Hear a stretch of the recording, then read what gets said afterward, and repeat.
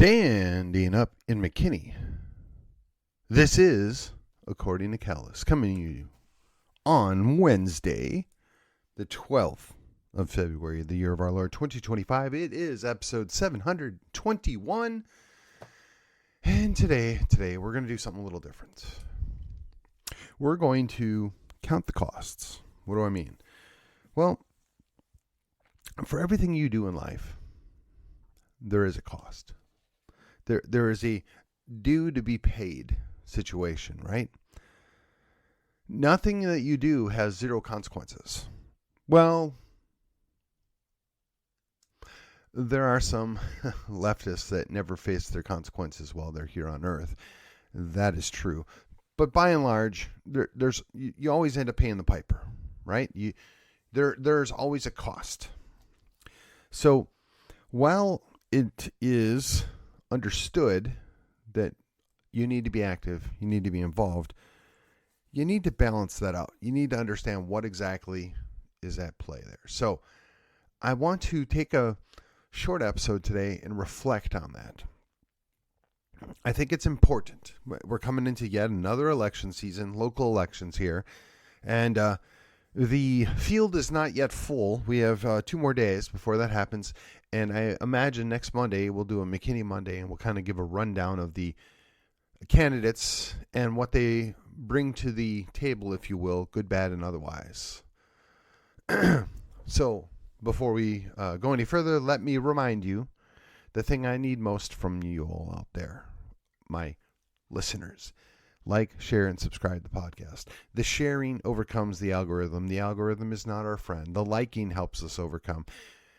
Everything that you do out there, as far as that goes, I'm asking you, take a minute of your time, do the share, do the like, do the subscribe. Follow me on your podcatcher of choice. Join me on the social media that you're on. I have a page and a group at Facebook. I'm a pro at Gab. I drop in at MeWe, and on occasion, I'll even make a post over at Twitter. It's all according to Callus. I'm not that hard to find. I appreciate the feedback.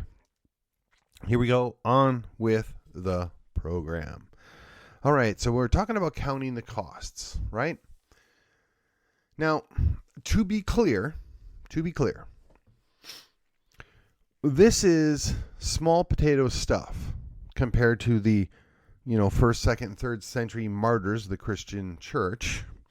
This is nowhere near the ultimate price paid by, a couple of presidents, a few other elected officials over the years, and most recently, the multiple attempts at taking out the Donald. So whatever we're dealing with does not compare to that. So let's be straight about that. But there are still challenges, whether it's just getting beat up relentlessly on the social media, whether it's, perhaps not being able to get employed, just dealing with hostile people, right? There are always costs. So we're going to look at this from, I guess, a couple of different ways. So first and foremost, we're going to assume that in your families, you find a way to function and get along. Whether you agree on politics or religion, you find a way. Some people have just developed the skill of not talking, right? Not communicating. I have extended family members that, suffice it to say, are not on the same liberty scale that I am on. But so I've always went out of my way, if you will, to talk to them about things that we probably agree on. Focus on the things that are common interests. I've not always been successful, but I make a concerted effort to do that. And I'm not even sure that they're necessarily aware of that, because I'm very good at antagonizing. I'm very good at, fighting a good verbal fight. I mean, I can hold my own with just about anybody. So it's not that. It's just courtesy, right? They're family. You need to get along. You need to deal. I probably even have some friends out there that are not necessarily aligned with me on that liberty scale, if you will. But I don't lose sleep over it. I might poo-poo them a little bit because, quite frankly, much like with family, you expect more out of them, especially if they're your friend or your family member. But you can't take it personally, and you can't get upset, and you can't necessarily cut them off. You wouldn't be doing anybody any favors. And, with family, it's family. You set that stuff aside. So, that being said, the first step of the equation here is the activist, right? So, you're an activist. Now, for whatever reason, leftist, progressive, socialists really don't seem to pay any cost here in their activism. Now, you might run across an occasional family member that'll just say, yeah, I don't have anything to do with them because they're crazy leftists. But they're going to be polite. They're going to be deferential to them. They're going to be kind because that's just, quite frankly, how anybody else that's normal acts. They treat them with a certain amount of deference. They just kind of give them their thing. The reverse is often not the case, right? Far be it from you to be right of center and be at an activity or a family gathering, and the leftist progressive socialist shows up and they want to disabuse you of your faulty notions. Now, some people are chill, some people are mature and they don't do that, but by and large, when I do see this occur, it's typically only from one side.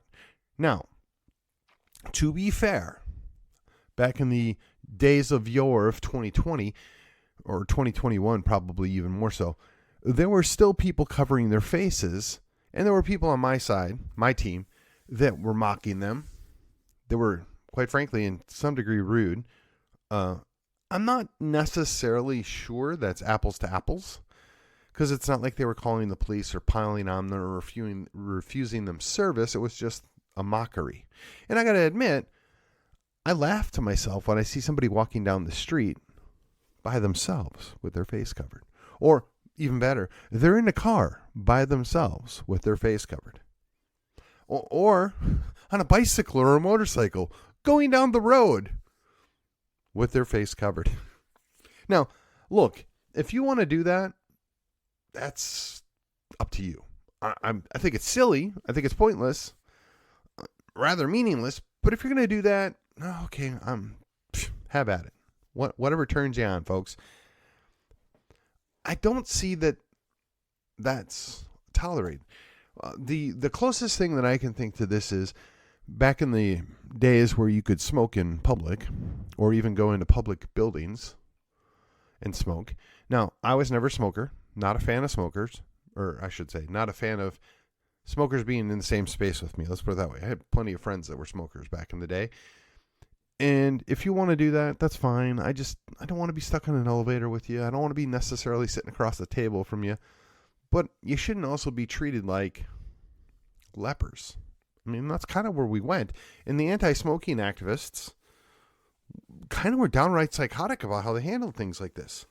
I mean, if I have a private club, I ought to be able to determine what goes on in that club and who's welcome. And if I want to have a smokers club or a bar that has smokers in it, that ought to be my call. Not the city's, not some Yankee outside that's upset, but mine as the owner or my people that come in and actually pay to spend time in my facility. So this is where the line is, right? There's no consequence for those activists. However, when you go into the political equation of things, right? How dare you speak out against this, that, or the other thing? And I will say the right side of this equation has their own cancel culture, if you will. But the leftist progressive socialists are highly effective and very aggressive in shutting down, ostracizing, and abusing people that have a difference of opinion that, quite frankly, 10 years ago or 20 years ago was the accepted opinion. So there is that cost. You know, I think of, you know, a friend of mine locally here.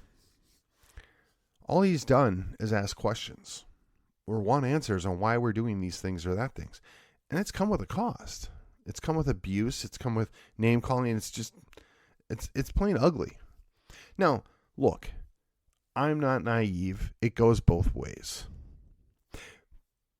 But you got to ask yourself, I run for office, I win, and I take a heap of abuse all the time. Why in the world would I do that to myself?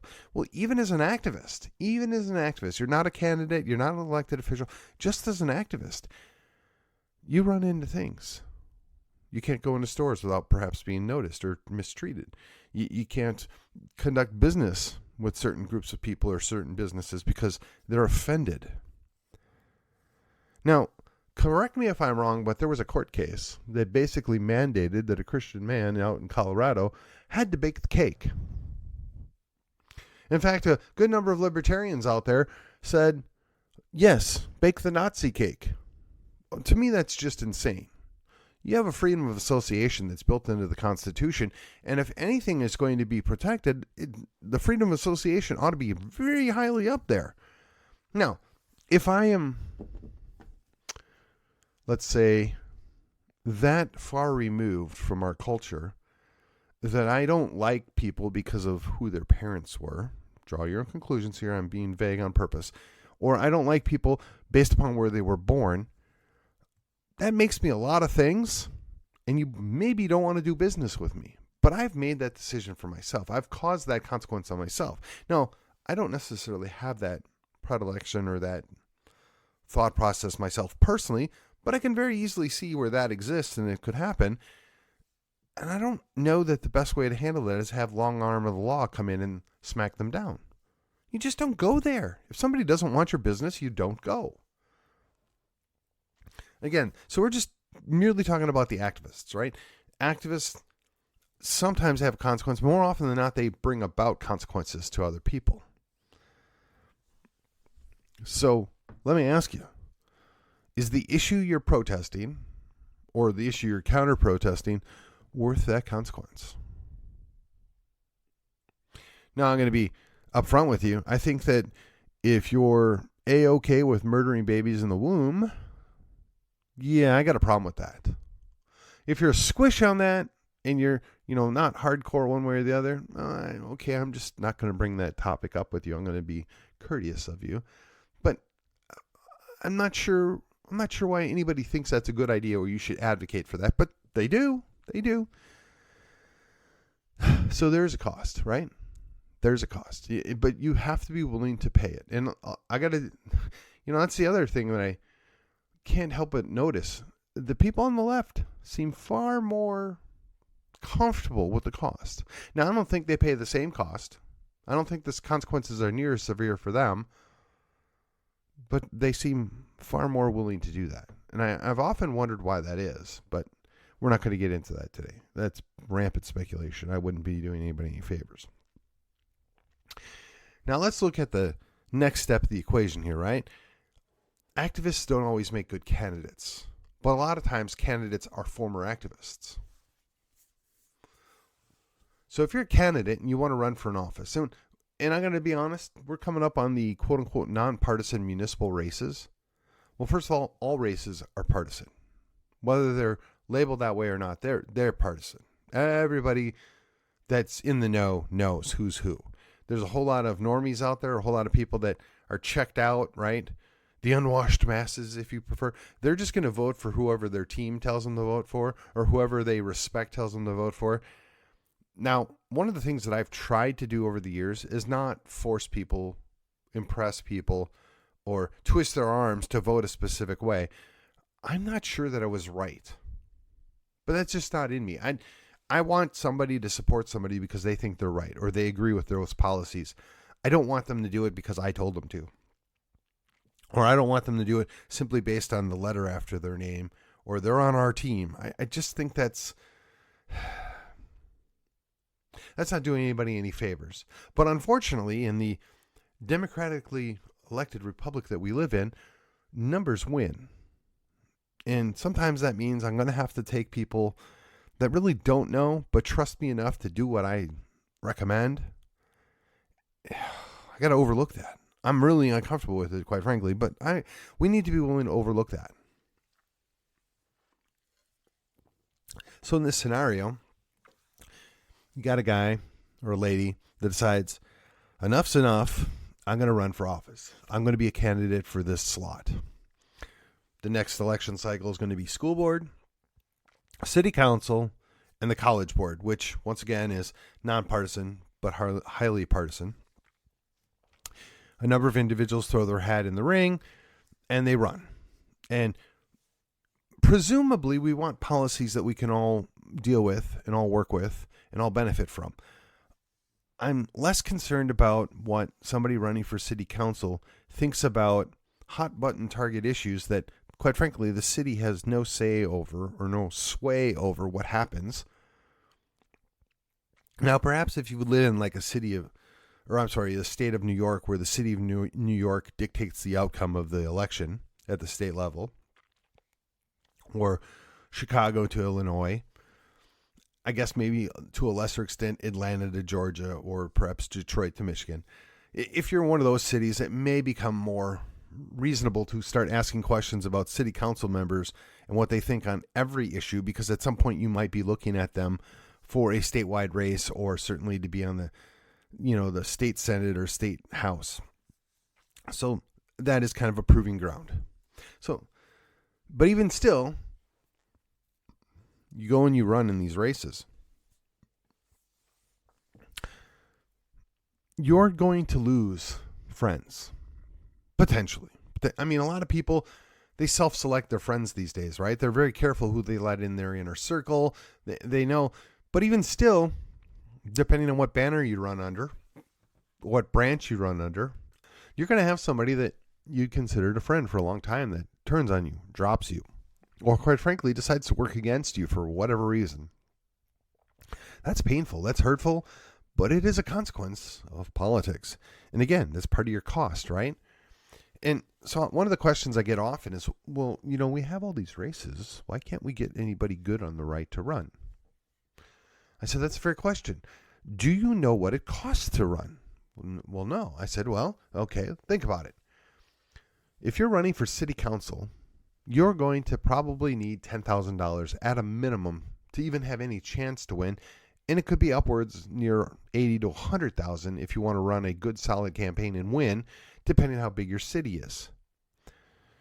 The city of McKinney, the city of Frisco, and the city of Plano have a large population. I must drop out for a second here. So, as a candidate, you've got to pony up money. You're going to potentially lose friends. But you're also going to pick up a section of the city, whether it's for school board or city council, that absolutely hates you.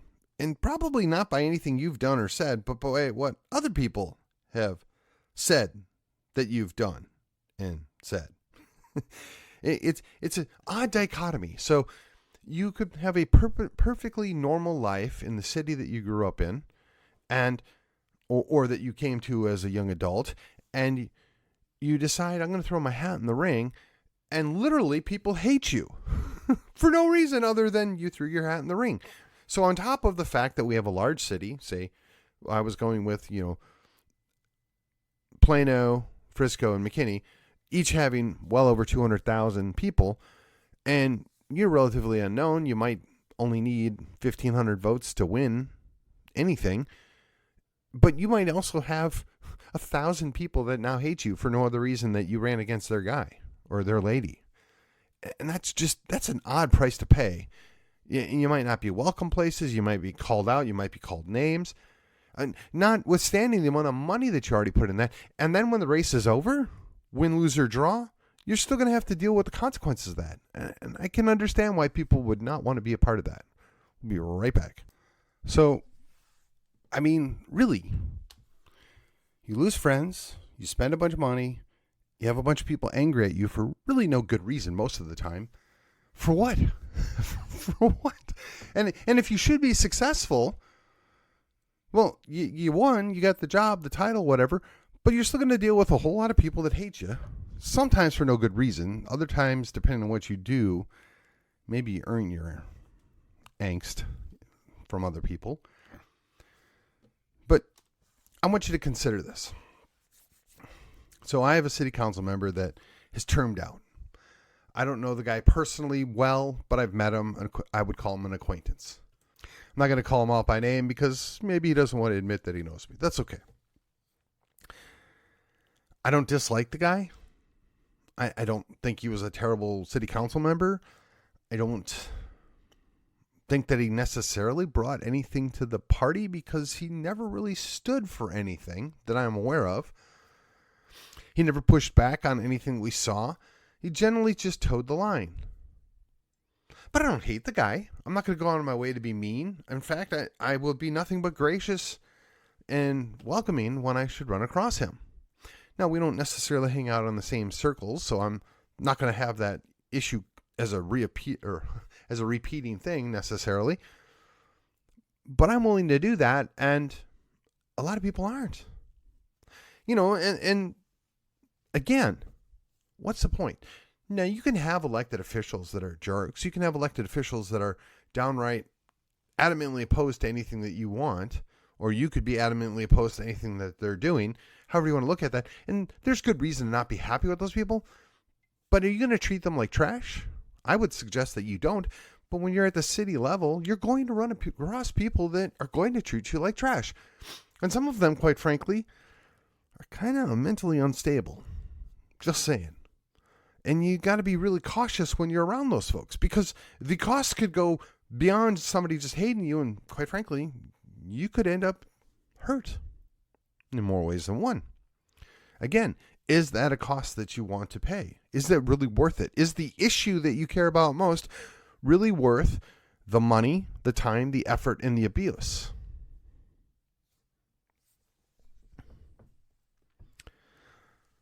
So, and that's just to get to an election. Being a candidate is a whole nother thing. You have to deal with the fact that people say things about you that aren't true. They say things about you that are half true. They literally make things up sometimes. They paint you as agreeing with things that maybe you agree with, maybe you don't, or maybe, like everything else in life, it's extremely complicated and nuanced and gray, but they only accept black and white answers. I wish the world was black and white. I wish that we had a perfect world and everything could be just neatly packaged and we could get things done that way. But that's not what we're dealing with. That's not the reality of today's day and age. Now, there are things that are clearly wrong. I've spent a number of episodes talking about that. There are things that clearly should be opposed and stopped. But at a municipal level, most of that's not the case. At a municipal level, we're supposed to be concerned about, do we have nice streets? Are they properly maintained? Are they properly cleaned? Are the median strips looked after? Do our trees get taken care of? Do we have clean water? Do we have adequate police service? Do we have adequate fire protection? Do we have, proper working lights? Then there's some policies in there. As our zoning and planning makes sense for long-term growth? Do the different municipal requirements for business to move in, do they make sense? Do they encourage new businesses? Do they work with businesses that want to come in or start fresh? Or do they make an onerous, troublesome path to getting into business? These are legitimate things to be concerned about, but certainly most of that stuff doesn't boil down to something that it's worth hating somebody over. But that's what happens. So consider, now you're successful, you're an elected official, and you're just trying to keep things on the straight and narrow. You're staying in your own lane. You're trying to be reasonable and open and friendly to everybody. And you run across people that hate you. You run across people that want to cancel you. You run across people that assume the worst of you. Why would you want to do that to yourself? Whatever the issue is that you ran against or ran for, I certainly would hope that it was worth it. Now, in my own city, our logo's been unique by nature. And while that was certainly true 20 years ago, I'm less sure of it now. I don't think that's any one person's fault. And as easy as a scapegoat that my outgoing mayor might be, I don't think that's on him. I don't necessarily blame the developers either. It's part of the nature of growth. It's part of the nature of expansion. You have a bunch of people that want to come here because, quite frankly, it's a great city. So what are you supposed to do? Well, you're going to have to build more homes. You're going to have to expand things. You're going to have to, reinvest in certain areas. Now, I don't know that personally I'm 100% on board with everything that's been done. But by and large, I don't hate most of it. I never really personally took umbrage to anything that was done. Now, I got to be honest, at least one elected official, maybe two in the last 20 years, were quite abrasive, quite rude, had what I would call thin skin issues, maybe ego issues. But that's just a small part of what's going on. And you can't nuke an entire city because you're unhappy about one elected official. Now, the difference is here, the shoe's on the other foot. We're talking about our school board. We've got one guy that asks questions, that doesn't just follow the status quo, that isn't a rubber stamp, and he goes through that all the time. He's hated on. He's disparaged. He's been essentially canceled.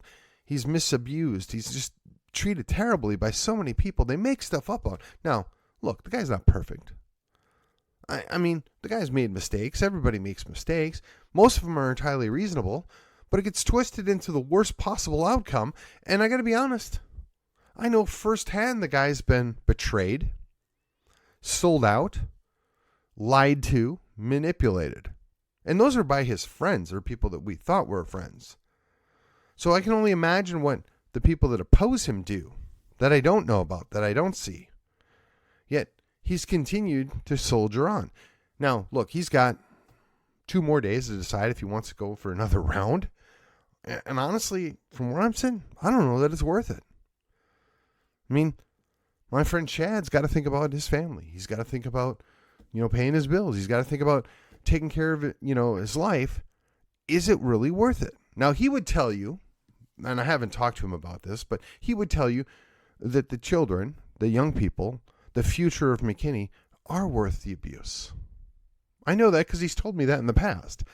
That the school being the best it possibly can is worth the trouble. That the hassles that he deals with have been worth the trouble.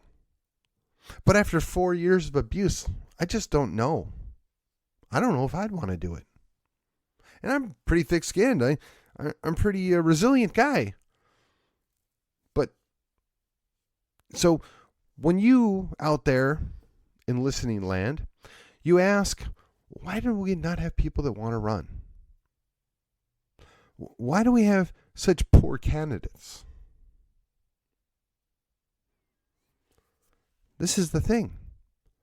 They count the costs and they decide it's really not worth it. I can put my kids in a private school. I can move to a different city. My family's more important. My business is more important. I'm not going to lose myself in these issues. I completely understand why most people don't want any part of this.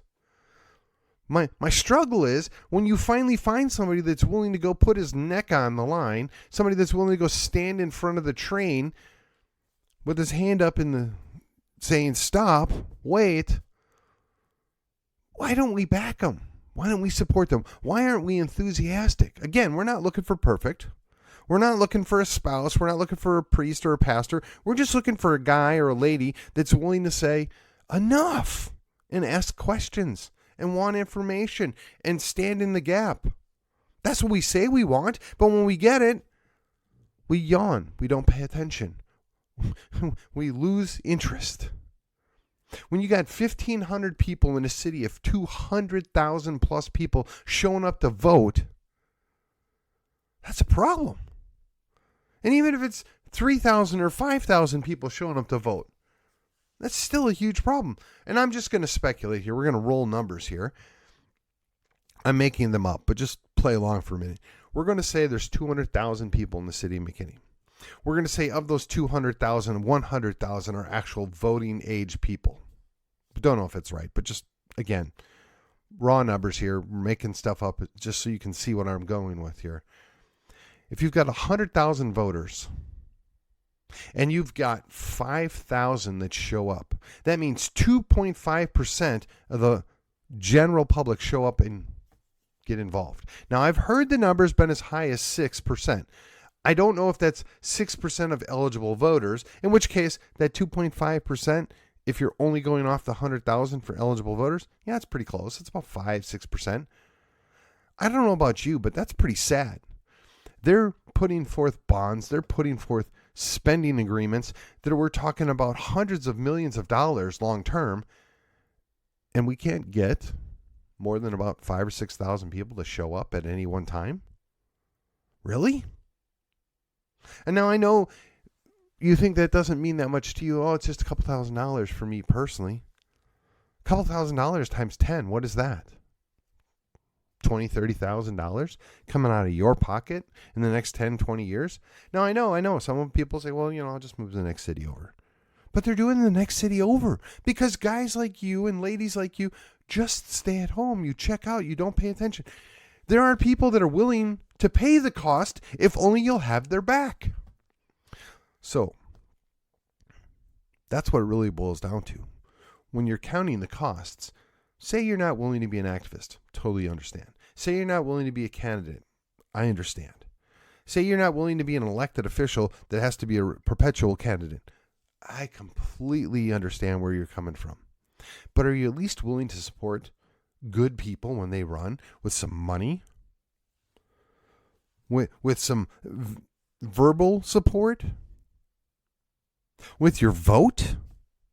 I mean, that's the least amount. That takes maybe an hour of your time on any one given day during the entirely long pre-election season called early voting, or even showing up at election day. It might take you 2 hours. Is that too much to ask for? I mean, you're going to save yourself money. You're going to get somebody in there that maybe aligns with what you think. I don't understand what the challenge is here. They're willing to pay the cost. Can you not pay that cost? The whole idea is you have to count the costs. And if you don't have it in you to be an activist, to be a candidate, to be an elected official, fine, totally get that. I respect that. But can you at least show the respect to the person that's willing to do that properly aligns with your thought process? And look, just to reflect on what I said earlier, if you're going to vote for and support progressive leftist socialist ideas, you're wrong. You're hurting your children. You're going to destroy the future if you continue down that path. But I don't hate you. I don't know why you would do that. I don't know what you're missing, but I won't hate you. All I ask in return is that you don't hate me. If you do, you do. That's on you. I mean, I'm just asking for some common courtesy here. And if you're listening to me out there, my friend Chad, he could really use your support. Give him a phone call, send him a text, give him $10, give him $100, give him $1,000, whatever. He's going to run. At least I'm reasonably sure he's going to run again. Not sure why. 4 more years of abuse seems like a high price to pay, but if he's willing to do it, you need to show some appreciation. I mean, look, there are plenty of people that are willing in Collin County to run for city council or school board, and they don't put up with 1/10 of the heat and the hate that my friend Chad Green has. He doesn't know I'm doing this. I wouldn't even tell him if I was. But I don't understand. He was willing to count the cost. He's paying the cost. Just show him a little grace. Give him a little credit. Do a little bit more than cheer when he walks in a room. And with that, this has been According to Callus, and I will see you on the other side. Wanted. Young men to rebuild Western civilization. Must be unafraid of pain, blisters, intellectual rigor, and a lifetime of long shifts with swords and shovels, digging ditches, repelling invaders, and reading stacks of books taller than their fathers.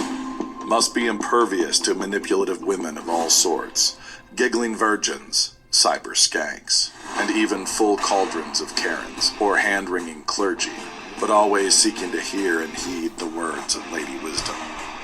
Immune to the leadership of hypocrites and LARPing online masculinitats, unaffected by abusive authorities, petty professors, and all brokers of official respectability.